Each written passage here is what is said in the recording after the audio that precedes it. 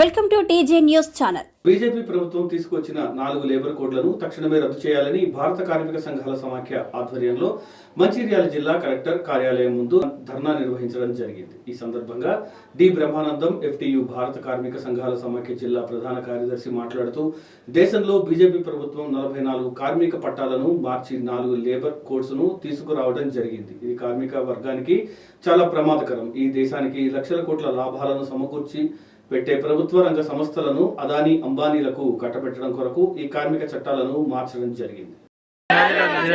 రద్దు చేయాలి కార్మికులకు వ్యతిరేకమైన 4 లేబర్ కోడ్లను రద్దు చేయాలి లేబర్ కోడ్లను అసెంబ్లీలో రద్దు చేస్తూ తీర్మానం ప్రవేశపెట్టాలి.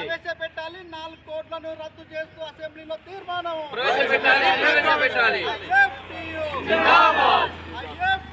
జిందాబాద్ జిందాబాద్.